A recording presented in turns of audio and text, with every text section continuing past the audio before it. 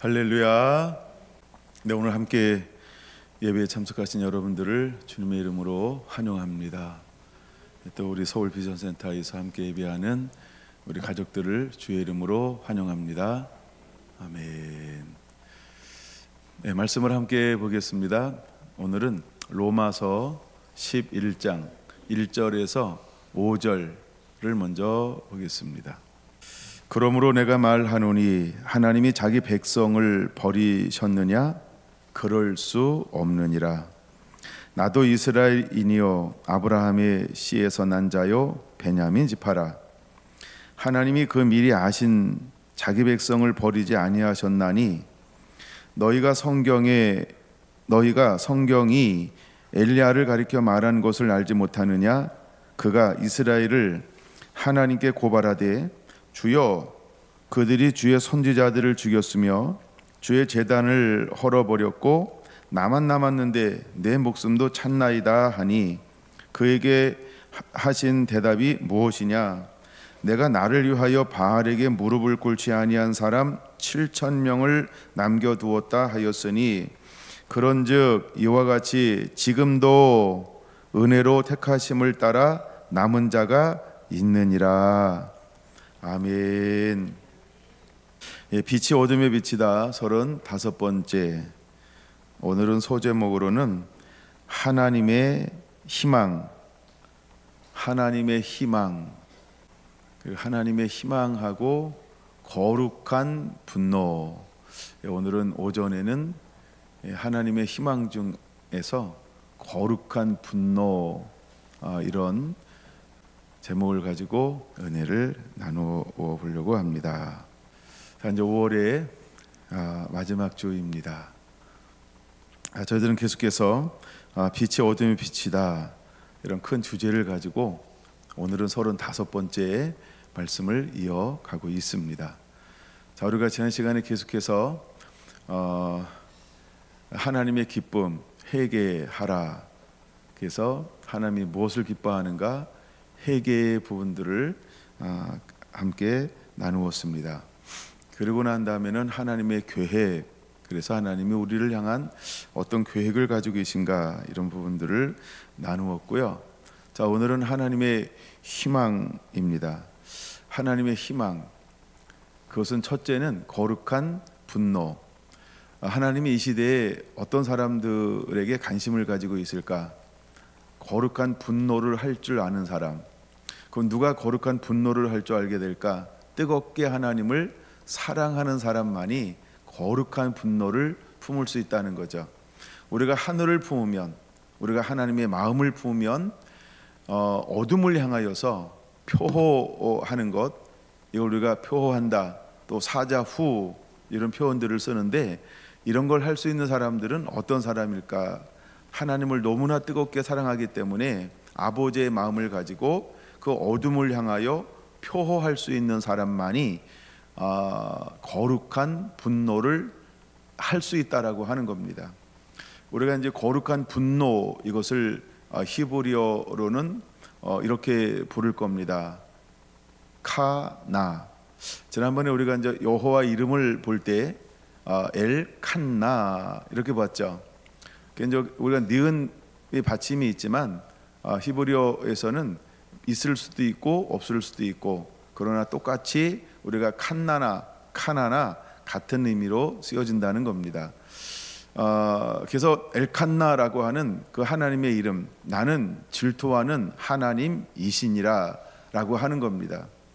근데 오늘 로마서 9장, 10장, 11장은 특별히 이스라엘을 향한 하나님의 말씀인데 11장에서 이렇게 말하고 있다는 거죠. 하나님이 자기 백성을 버리셨느냐라고 말입니다. 그럼 이스라엘이 지금 어떤 상태예요?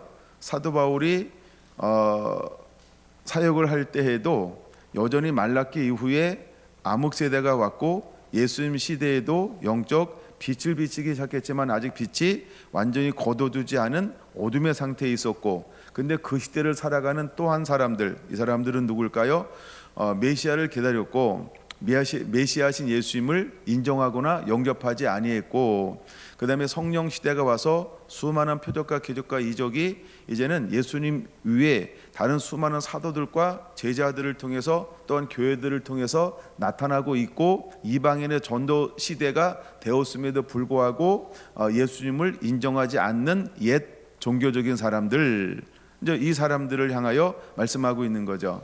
그러니까 그들이 어떤 의미에서는 이렇게 보는 거죠. 절망 가운데, 낙담 가운데 이렇게 이제 있는 거죠. 그래서 그들이 이구동성으로 가지고 있는 마음 중에 하나가 뭐냐면, 그러면 우리는 버림받은 거냐, 그럼 우리는 구원받지 못하는 거냐라고 하는 이런 의문들, 이런 마음이 오히려 죄책감으로, 양심의 눌림으로 또 하나 더 다가왔다는 겁니다. 그쯤 되면은 어떻게 하는 게 더 빠를까요? 회개하고 복음이신 예수님, 생명이신 예수님을 임금과 구주로 모셔드리고 예수님을 인정하는 게 훨씬 빠를 것도 같은데, 이 사람들은 또 뭐만 하고 있어요? 그러면 우리 버림받은 거야? 야, 그럼 나는 소망이 없는 거야? 난 희망이 없는 거야 하면서 오히려 이렇게 절망 가운데 어떤 육적인 소욕을 발산하고 있는 그런 모습들, 이런 것들을 보고 있는 거예요. 그래서 그들을 향하여서 사도 바울은 그럴 수 없느니라 이렇게 선포하고 있는 거죠. 우리는 버림받은 거냐, 우리는 구원받지 못하는 거냐, 우리는 희망이 없느냐라고 했더니 사도 바울이 그들을 향하여 뭐라고 말한다고요? 그럴 수 없지. 하나님은 우리를 버리지 않아. 너희는 넌 구원에서 제외된 사람 아니야. 너희는 멸망받을 수 있는 그런 사람이 아니야. 하나님은 나 같은 사람도 구원했어 라고 하면서 첫 번째 누구를 소개한다? 나를 소개하고 있는 걸 볼 수 있어요. 나를 소개할 수 있어요. 물론 나는 저 사도 바울인데, 사도 바울 소개하기 전에 하나 먼저 봐야 될 말씀이 자꾸 생각이 나서 8절입니다. 8절은 지금 이 시대가 어떤 시대고 이 상태가 어떤 상태인지를 우리에게 또다시 동일하게 보여주고 있는 것이죠. 예수님이 사역할 때도 이들은 어떤 상태였을까요? 마음은 완악하고, 여기는 이제 혼미한 심령, 보지 못하는 눈, 듣지 못하는 귀라고 표현하고 있죠. 오늘날까지 그들에게 하나님이 무엇을 여전히 허용하고 있는 거예요? 혼미한 심령이요. 혼미하다 이 말은 우둔하다, 이해하지 못하다, 깨닫지 못하다라는 말입니다. 그게 마음이 혼미한 거예요. 깨닫지 못하는 거예요. 우리가 이사야 6장 9절에는 뭔가 마음으로 깨닫지 못하며, 그게 동일한 말이에요. 근데 이제 어순만 바꾼 거죠. 혼미한 심령. 두 번째, 보지 못하는 눈, 듣지 못하는 귀를 가졌기 때문에 아직도 너희는 무엇을 인정하지 못하는 거예요? 메시아신 예수님, 그 다음에 그리스도이신 예수님, 그 다음에 구원이신 예수님, 이 예수님을 인정할 수가 없는 거예요. 그러면서 그들은 옛 율법에 갇혀 있으면서 스스로 뭐라고 자학하고 있어요? 야, 그러면 하나님이 우리 자기 백성을 버리셨느냐? 그럼 우리 버림받은 거야? 야, 난 안 되는 거야? 라고 하는 어떤 이런 절망 가운데 빠져 있는 이들을 향하여서 사도 바울은 뭐라고 외친다고요? 아니야. 그럴 수 없어. 하나님이 그렇게 하지 않았어. 너희를 버린 거 아니야. 너희는 구원받지 못하는 존재가 아니야. 첫째, 나 같은 사람도 하나님은 구원하셨어 라고 말하면서 이제 사도 바울 자기 자신을 1절에 소개하고 있는 거예요. 나도 1절, 나도 이스라엘인이요 아브라함의 씨에서 난 자여 베냐민 지파라 라고 말하면서 나도 라고 말하고 있다 라고 하는 겁니다. 디모데전서 1장 12절, 디모데전서 1장 12절에서 13절, 여기서 사도 바울은 자기 자신을 어떻게 소개하고 있냐는 거예요. 나는 어떤 사람이라고요? 나는 비방자야, 나는 박해자야, 나는 폭행자야 라고 자기 자신을 그렇게 소개하고 있다라고 하는 것입니다. 여러분, 그런데 그런 사도 바울을 향하여서 하나님은 어떻게 하셨을까요? 디모데전서 1장 16절, 하나님이 그를 향하여 오래 참으사라고 말하고 있어요. 하나님이 그런 나 자신을 향하여서 어떻게 했다고요? 오래 참으셨다는 거예요. 사울은 예수님을 알기 전에 다메섹에서 예수님을 만나기 전에 어떤 삶을 살았어요? 핍박자로 살았어요. 핍박자로 살았어요. 박해자로 살았어요. 폭행자로 살았어요. 그래서 예수 믿는 사람들이 이 사람을 보면 오금이 쫄았죠. 그러니까 수많은 사람들을 잡아서 감옥에 갇히고 재산을 빼앗고 사람들을 죽이고 고문하고 박해하고 학대하는데 앞장섰던 대표적인 어떤 그 당시 어떤 그 검사와 같은 권력을 가지고 있는 거예요. 그러니까 그 당시에 법을 가지고 수많은 사람들을 압제했다라고 하는 것이죠. 그러니까 얼마나 사람들이 바울 그러면 얼마나 사람들이 두려워 떨었을까, 이걸 우리가 짐작해야 한다는 겁니다. 근데 하나님이 그런 사도 바울을 향하여 어떻게 했다고요? 하나님이 오래 참으셨다라고 하는 것입니다. 그리고 주를 믿어 영생을 얻는 모든 사람들에게 어떤 삶을 살게 만들었어요? 이제는 본이 되라 라고 만들었다는 겁니다. 자, 그러면 예수님을 믿지 않고 율법을 따르고 있는 그 이스라엘 사람들을 향하여 사도 바울은 무엇을 말하고 싶은 거예요? 나 같은 죄인도 하나님이 오래 참으사 용서하여 주셔서 이렇게 구원하여 하나님의 나라와 의와 예수님을 위해서 이제 잃어버린 저 영혼, 어둠이 있는 그곳에, 절망이 있는 그곳에, 낙담이 있는 그곳에, 소망이 없는 그곳에, 죽음밖에 없는 그곳에, 어떤 희망도 없는 그곳에 하나님은 나를 통하여 빛이시고 희망이고 소망이고 생명인 예수님을 풀어놓아 그들에게 하늘의 영광, 평안함을 풀어놓을 수 있는 은혜를 부어주었던 것처럼 하나님은 너희를 버리지 않으셔 라고 사도 바울은 그들을 향하여 권면하고 있다라고 하는 것입니다. 갈라디아서 1장 11절, 사도 바울은 그 교회를 향하여 뭐라고 선포하고 있나요? 나는 어떤 사람이라고 말할까요? 나는 심히 박해하는 사람이었다라고 자기 자신을 표현하고 있다라고 하는 것입니다. 그래서 나 자신은 심히 박해하는 자였다는 것입니다. 근데 하나님이 그를 사도행전 9장 1절에서 5절, 그런 1절에 보면 뭐라고 말합니까? 위협과 살기가 등등하여, 위협하고 살기가 등등하고 그 다음에 박해하는 삶을 살았다라고 하는 겁니다. 그래서 그는 정권을 가지고 이제 다메섹으로 예수님을 믿는 사람들을 잡아서 결박하여 끌고 와 그들을 예수를 따르지 말고 이제는 모세를 따라 이 율법의 삶을 살아라, 이것을 하기 위해서 가다가 하나님이 그를 어떻게 했나요? 그를 만나 주었다라고 하는 것입니다. 그러면서 그를 향하여 15절 16절, 사도행전 9장 15절 16절 무엇이라고 말하나요? 내가 너를 이방인의 그릇으로 삼겠다라고 말하고 있다라는 겁니다. 여러분들이 말씀을 들으면서 성경을 열심히 찾아보셔야 돼요. 자기 성경을 찾아보는 게 훨씬 빠릅니다. 그렇죠? 그래서 하나님이 그를 이방인의 그릇으로 삼겠다라고 말씀을 하고 있습니다. 그러면 다메섹에서 하나님이 사울을 만나줄 때 그의 나이가 그때 몇 살쯤 되었을까? 대략 28살쯤 되었다는 겁니다. 그때 나이가 대략 28살쯤 되었다는 겁니다. 그리고 그가 14년 후에라고 말하죠. 14년 후에라고 말하죠. 그럼 14년 후에라고 말하는 것은 28살에 부름받아서 몇 살 때 하나님이 그를 들어 쓰기 시작하는 거예요? 40대 초반, 42세에 그를 하나님이 사도행전 13장에서 이제 이방인의 그릇으로 삼기 위해서 그를 선교사로 파송하고 있는 걸 볼 수 있습니다. 그럼 여러분 30대는 그는 어떤 삶을 살았나요? 고향에 가서 다시 그는 예수 그리스도의 말씀으로 무장하는 그런 시즌을 하나님이 14년을 보내게 했다라고 하는 것입니다. 그는 율법에 충성된 자였고 최고의 학문을 배운 사람이었고 집안도 굉장히 괜찮은 집안이었다라고 하는 거죠. 그럼에도 불구하고 그 하나님이 이방인들을 담아내는 그릇으로 쓰기 위해서 10수년 동안 하는 그를 또다시 준비하는 시즌을 보내게 했다라고 하는 겁니다. 그러고 난 다음에 그가 40대 초반에 하나님은 그를 파송했습니다. 그리고 하나님은 사도 바울을 몇 년 동안 사용하시나요? 그가 67년에 이제 순교하죠.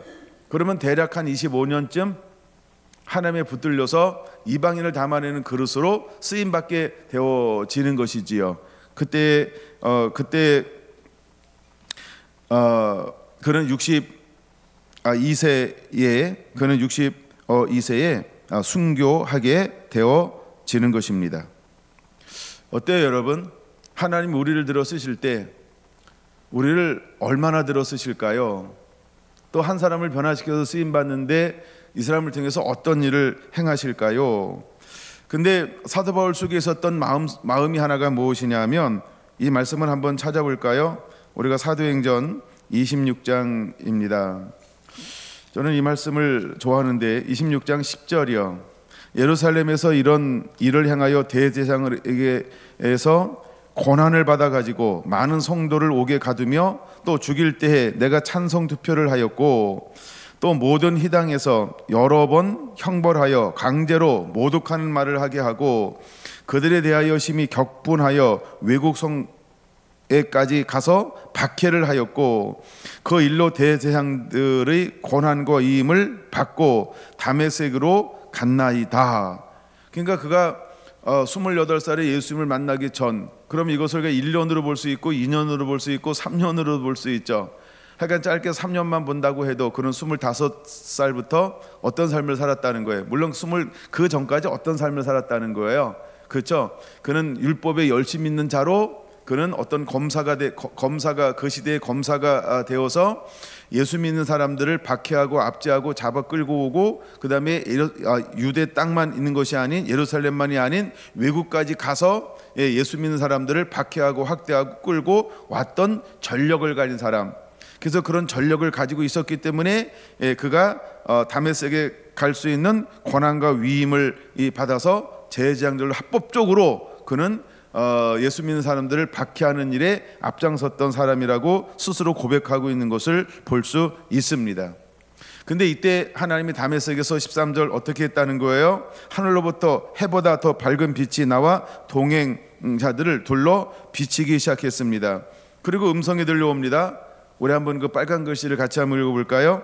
사울아 사울아 내가 어찌하여 나를 박해하느냐 가시채를 뒷발질하기가 내게 고생이니라. 예, 오히려 예수님은 그에게 찾아오셔서 사울에게 말합니다. 사울아 사울아 내가 어찌하여 나를 박해하느냐. 여러분, 이 단어가 여러분에게 얼마나 은혜가 될까. 이 단어가 언제 한 번은 인생 가운데 깊은 은혜가 되고 말씀에 살아 역사하는 말씀으로 만나게 되는 은혜가 임하게 되기를 원합니다. 여러분, 사울이 그런 삶을 살 때 하나님이 그에게 찾아오셔서 쓰리쿠션이 아니고요, 바로 말씀하시죠. 사울아 사울아 내가 어찌하여 나를 박해하느냐. 어쩌면 주님 앞에 한 번씩 우리가 이런 만남이 일어났으면 좋겠어요. 우리가 하나님을 향한 마음, 우리가 그 하나님을 섬긴다 하면서 내가 어떻게 살았는지, 또한 내가 어떤 신앙생활을 하고 있는지에 대해서 하나님이 내게 각자 이렇게 말씀하는 건 다를 수도 있어요. 내가 이런 만남이 한 번쯤은 일어나게 되기를 원하는 마음이 있습니다. 그때 사도 바울 청년은 말하죠. 주님 누구시니까? 그때는 15절 빨간 글씨 16절까지 18절까지 같이 한번 읽습니다. 시작. 나는 내가 박해하는 예수라. 일어나 너의 발로 서라. 내가 네게 나타난 것은 곧 내가 나를 본 일과 장차 내가 네게 나타난 일에 너로 종과 증인을 삼으려 함이니 이스라엘과 이방인들에게서 내가 너를 구원하여 그들에게 보내어 그의 눈을 뜨게 하여 어둠에서 빛으로 사탄의 권세에서 하나님께로 돌아오게 하고 제사함과 나를 믿어 거룩하게 된 무리 가운데서 기업을 얻게 하리라 하더이다. 아멘. 이것이 하나님이 부름받았던 사울의 사명인 것을 그는 고백하고 있습니다. 그는 모든 왕들 앞에서, 모든 대관들 앞에서, 모든 고관들 앞에서, 모든 사람들 앞에서 그는 공개적으로 내가 어떤 삶을 살았고 그다가 어떻게 예수님을 만나게 됐고 예수를 만나서 그 하나님이 나를 향하여 어떻게 쓰임 받기를 원하는지에 대한 부르심 소명에 대해서 그는 그 회중들 앞에서 다시 한번 선포하고 있는 것을 볼 수 있습니다. 여러분, 저는 여기서 무엇을 말씀하고 싶은가 하면 바로 이것입니다. 사도 바울은 하나님을 향한 거룩한 질투하는 마음을 가지고 있었다라고 하는 것입니다. 수많은 사람들이 진리를 모르고 어둠 가운데 행하는 그들을 향하여 한 번도 사도 바울은 뒷걸음질 친 적이 없고 타협한 적이 없습니다. 한 번도 사도 바울은 하나님의 성령에 감동 주는 것을 무시하지 않고 그대로 순종하며 모든 핍박과 오히려 고난과 학대와 매맞음과 버림받음과 죽음의 고통, 강의 위험, 강도의 위험, 날씨의 위험들을 전부 뚫고 나가면서 그는 자기 자신을 위해서 멈추는 것이 아닌 주님의 뜻을 위해서 전진하는 삶을 산 사람이 사도 바울이었다라고 하는 것입니다. 저는 18절을 굉장히 좋아합니다.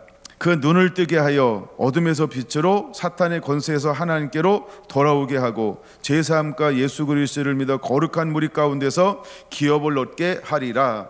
이것이 하나님은 사도 바울을 향한 하나님의 계획이었죠. 여러분, 우리 안에 이런 하나님을 향한, 또 잃어버린 영혼들을 향한 아버지의 마음을 품고 달려갈 줄 아는 이 마음이 그대로 일어나게 되기를 원합니다. 하나님은 그 박해자여, 핍박자여, 포행자여, 그 다음에 비방자였던 한 사람을 변화시켜서 그는 그 마음속에 품었던 그 열심이 다른 말로 카나라고 하는 단어인데 이게 질투하다라고 하는 겁니다. 그는 잘못된 것을 가지고 질투하며 그 열심을 가지고 살았습니다. 근데 주님은 그 마음을 보신 겁니다. 그리고 그 마음을 변하여 새롭게 했을 때 그는 오히려 하나님이 어떤 분인지 알고, 그 다음에 백성들이, 이방인들이 어떤 사람인지를 알고 하나님의 마음, 하나님의 열심, 하나님의 질투를 가지고 나아가 하나님이 부르시는 그날까지 멈추지 않고 전진하는 사역을 감당했던 사람이 사도 바울이었다라고 하는 겁니다. 여러분, 우리 안에 이 마음이 일어나게 되기를 원합니다. 이것이 저는 뭐라고 표현하고 싶으냐 하면 하나님의 희망, 거룩한 분노를 품은 사도 바울이라고 하는 것입니다.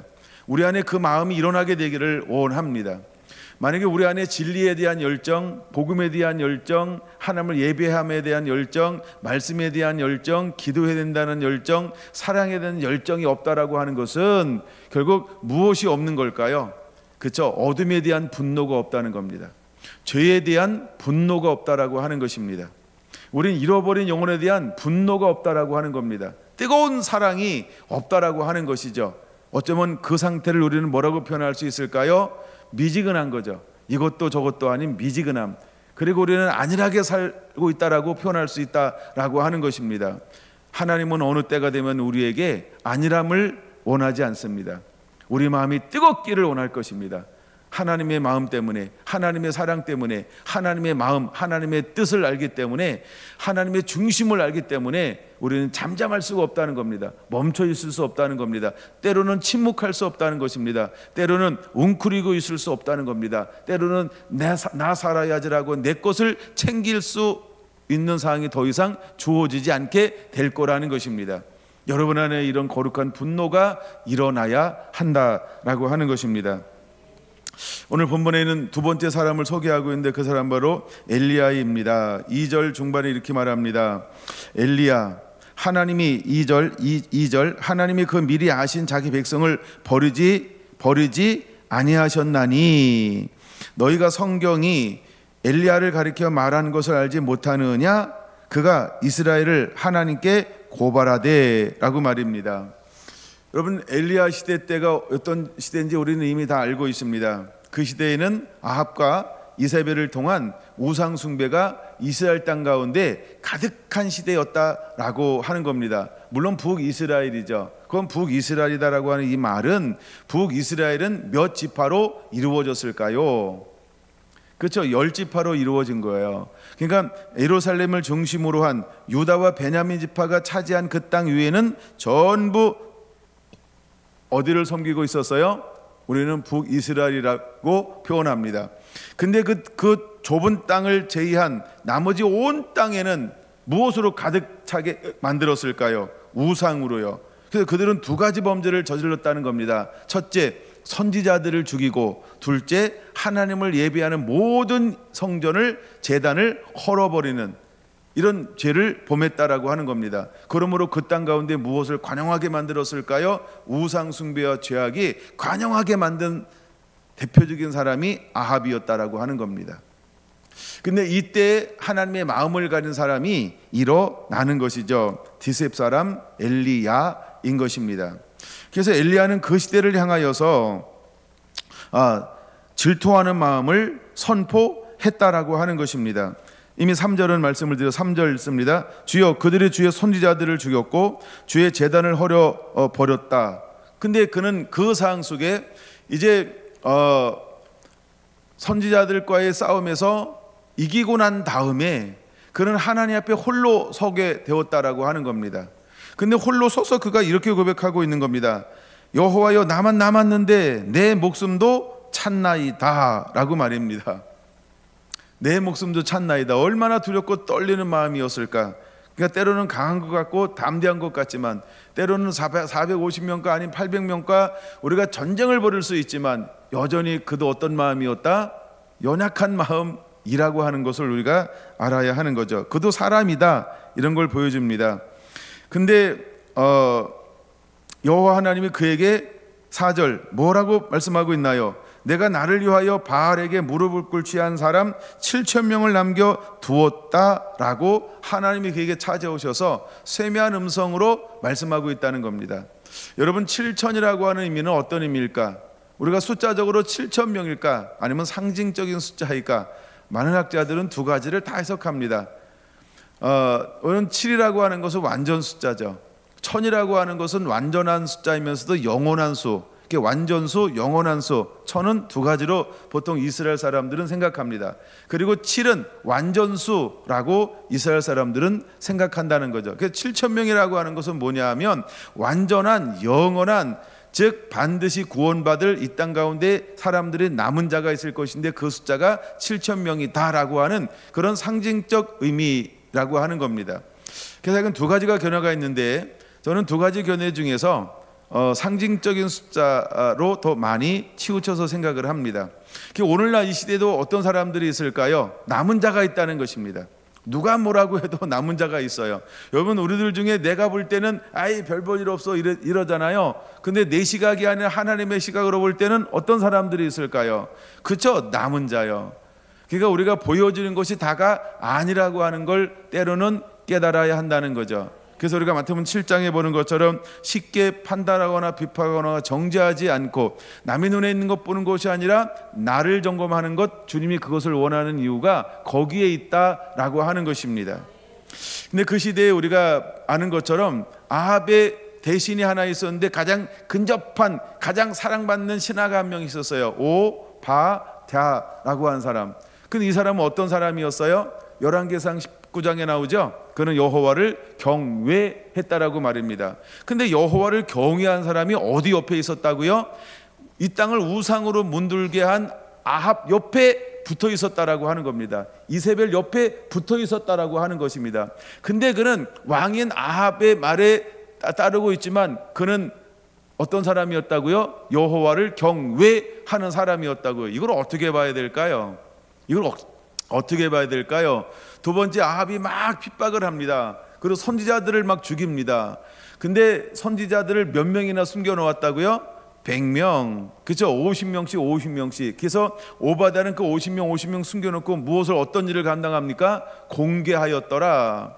그럼 그 100명이라는 선지자들은 어떤 사람일까요? 분명히 그들은 그냥 신앙인, 경건한 사람, 남은 자 이렇게 표현하고 있지 않아요. 선지자 100명을 이렇게 표현하고 있어요. 그럼 선지자는 어떤 사람을 선지자라고 말하고 있을까요? 하나님의 음성을 받아서 선포한 사람. 여러분 잘 보세요. 우리가 북이스라엘 가운데 그럼 선지자가 몇 명이나 있었을까요? 우리는 엘리야, 엘리사로만 기억할 수 있어요. 아닙니다. 그렇죠? 이름이 남지 않은, 그러니까 무명의 용사들이 얼마나 많았는지를 깨달아야 합니다. 마찬가지로 오늘날 이 시대에도 어떤 사람들이 많을까요? 나만 하나님의 음성 들어, 이게 엘리야가 하나님 앞에 고백할 수 있었던 그런 표현 중에 하나였죠. 나만 남았거늘이라는 표현이요. 근데 하나님은 볼 때는 어떤 사람이 남아 있었다고요? 7,000명이 남아 있었다는 거예요. 7,000명은 하나같이 어떤 사람들이었어요? 무릎 꿇지 않은 사람, 절하지 않은 사람이요. 이 말이 무슨 말인지 아십니까?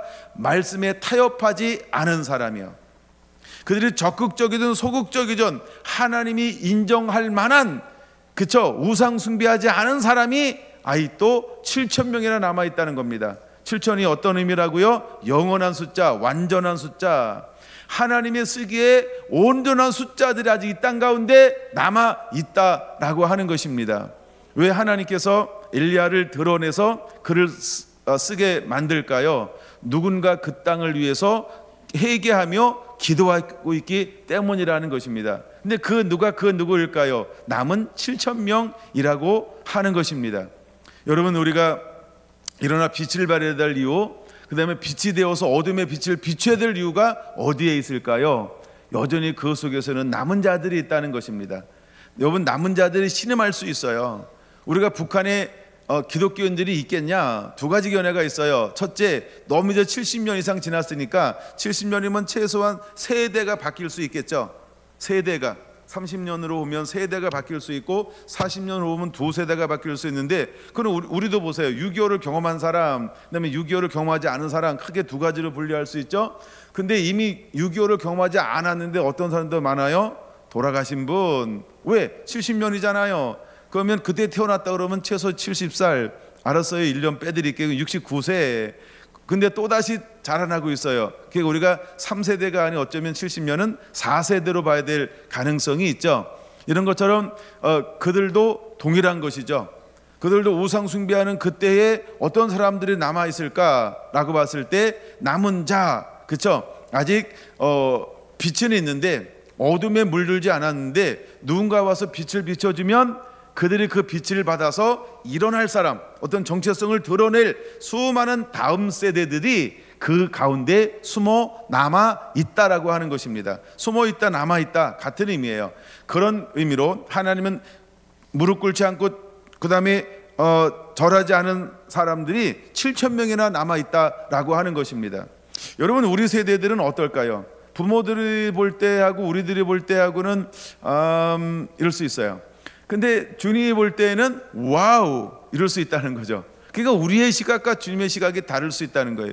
우리가 볼 때는 별볼 일 없는데, 연약한데, 약한데, 와우, 이런데 주님이 볼 때는 그 안에 뭘 볼까요?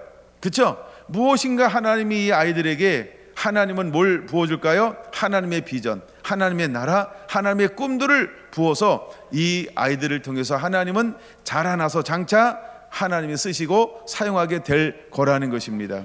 할렐루야. 여러분, 우리의 시각과 하나님의 시각이 다르다라고 하는 이 말씀을 우리는 늘 기억해야 하는 것입니다. 그러면 우리가 오전마다 다음 세대들에서 기도할 때 그 아버지의 마음을 마음껏 풀어놓으시길 바랍니다. 마음껏 여러분들이 축복해 주시기 바랍니다.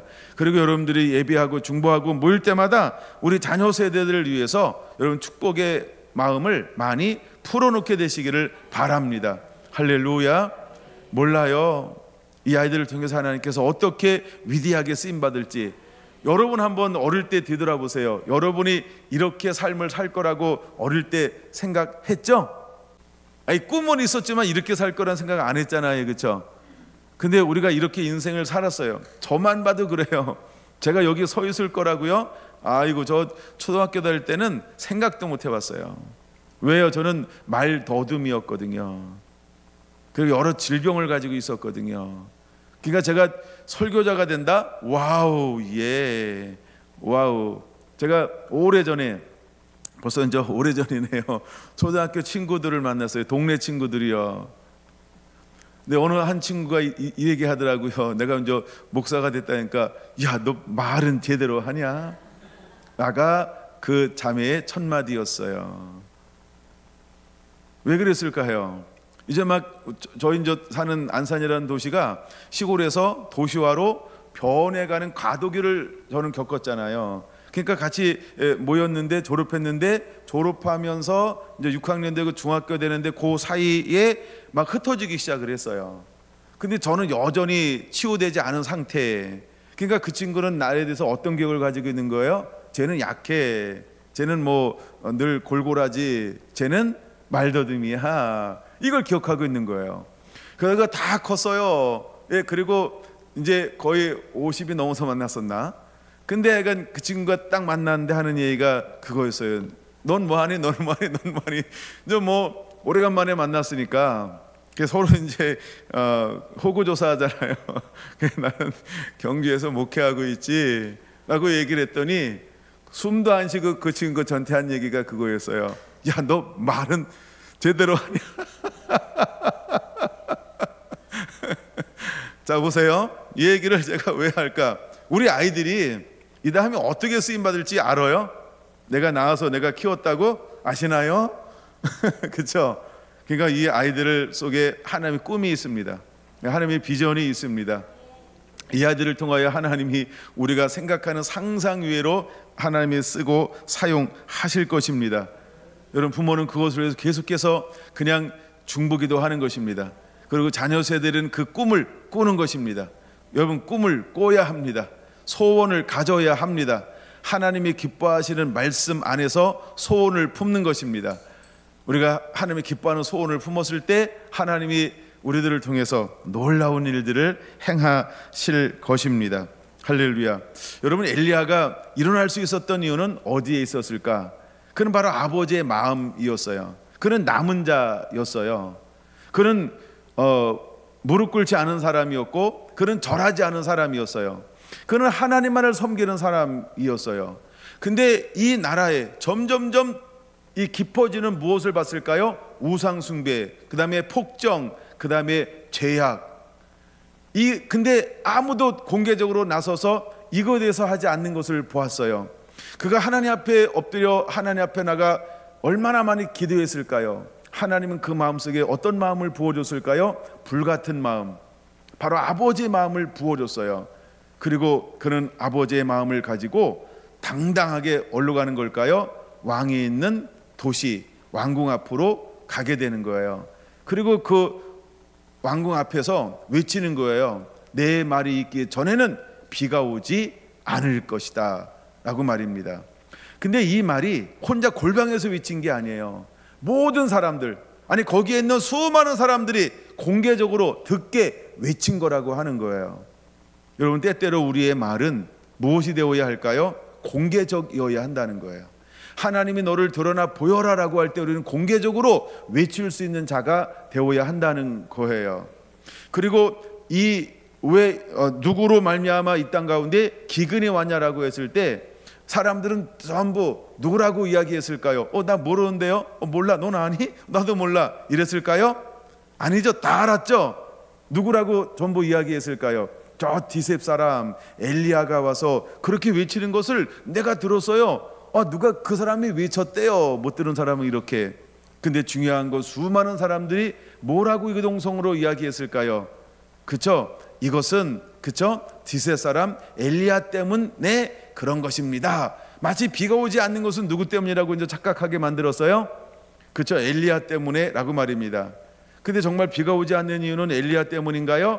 아니죠. 그 원인은 뭘까요? 이 땅 가운데 하나님을 섬기고 경외해야 되는데 우상 숭배, 우상을 섬기고 절함의 이 죄악으로 말미암아 비가 오지 않는 하나님의 저주인 것을 그 시대의 모든 정권들은 누구로 타겟을 만들어 버렸을까요? 그쵸? 엘리야 때문에 그런 거야. 마치 문제가 엘리야 때문인 것으로 문제를 만들어 버렸다는 것입니다. 여러분, 이제 준비가 된 거죠? 마지막 때 수많은 사람들은 문제의 원인을 너 때문이야 라고 말하면서 여러분 개개인에게 초점을 돌리게 될 겁니다. 그러면 우리는 엘리야처럼 도망가야죠 뭐. 근데 도망가는 게 하나님의 인도함을 받습니다. 그렇죠? 하나님의 놀라운 보호를 받습니다. 왜? 아직 해야 될 부르심과 사명이 있기 때문인 것입니다. 우리가 복음 때문에 좁은 길을 걸어간다 할지라도 마땅히 이 길을 하나님이 걸어내라고 한다면 우리는 걸어가는 자가 되어야 할 줄로 믿습니다. 이 은혜가 우리에게 임해야 합니다. 근데 엘리야가 위쳤던 이유는 뭐냐 하면 바로 하나님을 향한 질투 때문인 것입니다. 그래서 엘리야는 어떤 사람이냐 하면 하나님의 마음을 시원케 할 줄 아는 사람이었다라고 하는 것입니다. 여러분, 마태복음 3장 5절에서 12절을 보면 이제 세례 요한이 공식적 사역으로 일어났습니다. 하나님의 영이 그를 이끌어갑니다. 그리고 요단강에 나아가게 합니다. 예루살렘과 온 유대와 사방으로도 사람들이 몰려오기 시작을 합니다. 그 속에는 바리새인도 있고 사두개파도 있습니다. 근데 그들을 향하여 세례 요한은 무엇이라고 외치기 시작했을까요? 그렇죠? 독사의 자식들아라고 말입니다. 여러분, 독사의 자식들이라고 외칠 수 있었던 마음은 과연 어떤 마음이었을까요? 하나님을 향한 분노, 즉 칸나라고 하는 질투하는 마음이 있었기 때문이라는 것입니다. 이미 우리는 지난 시간에 씨름한 것이 있습니다. 10계명을 우리는 씨름했습니다. 10계명 중에 두 번째 계명을 씨름했습니다. 여러분, 두 번째 계명이 무엇인지 아시죠? 나를 위하여 어떤 영상도 만들지 말라는 것입니다. 섬기지 말라는 것입니다. 하나님은 어떤 하나님이니까? 나 여호와는 질투하는 하나님이시니까 그 죄를 갚되 3, 4대까지 이르게 하거니와 라고 말하고 있습니다. 여러분, 하나님은 우상 숭배할 때 하나님은 어떤 모습으로 어떤 이름으로 우리에게 오신다라고 말씀하고 있는 것과 같은 걸까요? 나는 질투하는 하나님이야 라고 말입니다. 근데 하나님은 사도 바울의 그 마음속에 있는 열심, 열정, 그것을 질투로 보았다는 것입니다. 두 번째, 하나님은 엘리야에게 있는 그 마음을 무엇으로 보셨다고요? 질투하는 마음으로 보았다는 겁니다. 세 번째, 세례 요한이 품었던 그 마음은 독사의 자식들이라고 하는 말은 어떤 마음이었을까요? 그것은 똑같이 엘칸나, 질투하는 하나님의 마음을 그대로 대변하고 있는 것이라고 하는 것입니다. 여러분, 우리는 이 시대에 어떤 마음을 품어야 할까요? 우리는 죄악을 보면 어느 때가 되면 질투하는 마음을 품고 그것을 드러내야 한다는 것입니다. 여러분, 우리가 언제까지 침묵하고 언제까지 봐주고 언제까지 방관만 해야 할까요? 그렇죠? 해야 합니다. 얼마 전에 전화가 왔어요. 거룩한 방파제 경주 대표로 와서 목사님들 50명을 전국에서 도시별로 초대를 하려고 합니다. 혹시 경주 대표로 목사님 오셔서 깃발을 들고 있을 수 있겠습니까? 깃발을 들고 있는 게 목적이 아니고 경주 대표로 와서 이제 이 뭐 여러 가지 이제 법을 통과하지 못하들은 반대 운동하는데 경주 대표로 올라올 수 있겠냐? 전화가 왔어요. 내가 뭐라고 그랬을까요? 이름은 빌려줄 수 있으나 저는 올라가지는 않겠습니다 이랬어요. 그날이 언제냐면 6월 1일이에요. 토요일 날. 예, 물론 토요일 날 많이 해야 모이기도 하고 막 그러죠, 그렇죠? 예, 근데 제가 요 옆에서 하면은 간다 그럴지 몰라요. 여러분, 토요일이 왔다 갔다 한다는 게 무슨 의미인지 아시나요? 하루 전체를 다 드려야 하는 거예요. 어쩌면 이틀 1박 2일을 소비해야 될지 몰라요. 여기서 말이 그렇지 거기 9시까지가, 왜냐하면 11시에 행사 시작한다 해도 그 딱 도착이 바로 되지 않아요, 그렇죠? 뭐 수많은 막 이런 걸 뚫고 지나가야 돼요. 그건 뭐 아니면 새벽에 간다든가 막 해가 어마어마한 많은 것도 있어요. 어쩌면 시골에 있는 분들은 1박 2일 걸려야 될지 몰라요. 끝나고 나서 내려오는 건요, 그렇죠? 하여간 뭐 이런 거 행사야 뭐 깃발 들고 있는 거야 뭐 몇 분이겠죠. 뭐 10분이고 20분이고 뭐 될 수 있겠죠. 행사 끝나기까지 뭐 그 앞에 세워놓겠습니까? 깃발을 들고 밑에 앉아 있어야 되겠죠. 근데 하여간 그런 전화가 왔을 때 저는 기도했어요. 주님, 내가 오늘 가서 깃발 들기를 원합니까? 저한테 감동이 없더라고요. 감동을 안 받고 싶어서 안 받는 건지 하여간 감동이 없었어요. 혹시 여러분 올라가실 분 있습니까? 경주 대표로 제가 넣어드릴게요. 예, 넣어드릴까요? 네, 제가 한번 컨택을 해보겠습니다. 날짜는 얼마 안 남았어요. 6월 1일입니다. 내가 거기 이제 목사님만 되는지 아마 권사님도 되는지 제가 한번 확인해 볼게요. 저 대신 올라가실 분도 있고 감사합니다. 하여간 뭐 이런 것이 왔을 때 과연 우리가 드러날 수 있냐는 거죠. 저는 항상 준비하고 있어요. 주님 어떤 그 딱 감동을 주면 그냥 하겠습니다. 제가 지금도 사역을 그렇게 하잖아요. 어떤 거는 감동을 주면 그냥 하잖아요. 네, 뭐 이번 올해 했던 것 중에 하나가 이제 해남에 가서 그 도시를 향한 지역을 향한 감동을 줬을 때 그냥 그걸 가볍게 하는 거예요. 예, 가볍게 하는 거예요. 그거를 그때 전혀 계산하지 않아요. 예, 왜? 그건 감동이니까요. 하나님이 우리에게 감동을 주면, 어떤 그 질투심을 유발하는 감동을 주면 우리는 일어나야 합니다. 여러분 그렇게 준비하고 예비했다가 여러분을 준비 쓰시겠다라고 할 때 의논하고요. 절대 그런 말 하지 마세요. 그건 의논하는 게 아니에요. 그냥 순종하는 것입니다. 바로 사도 바울이 그렇게 쓰임 받았습니다. 그 다음에 엘리야가 그렇게 쓰임 받았습니다. 세례 요한이 그렇게 쓰임 받았습니다. 이따 오후에 좀 더 보고 다음에 넘어갈 건데요. 민수기 25장 11절에 나오는 비느하스라고 하는 사람이 그렇게 하나님 앞에 쓰임 받습니다. 요한계시록 11장에 나오는 두 증인이 그렇게 쓰임 받습니다.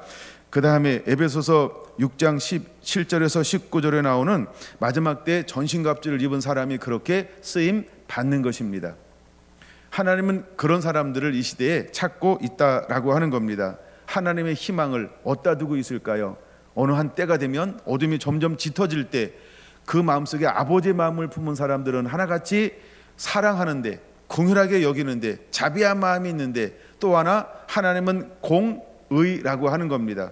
우리는 의만 너무 많이 생각합니다. 그러니까 사랑과 자비와 인내를 더 많이 생각합니다. 그렇지 않습니다. 하나님은 공법을 물같이 정의를 하수같이 흘리게 되기를 원합니다. 그러므로 우리는 또 하나의 측면을 드러내야 합니다. 이 사람들이 누구였을까? 바로 하나님의 이름 엘칸나처럼 하나님의 거룩한 분노를 가지고 아버지의 마음을 이 땅 가운데 풀어놓을 수 있는 사람, 우리 성결한 성도들에게 그런 은혜가 임하게 되기를 예수님의 이름으로 축원합니다. 아멘.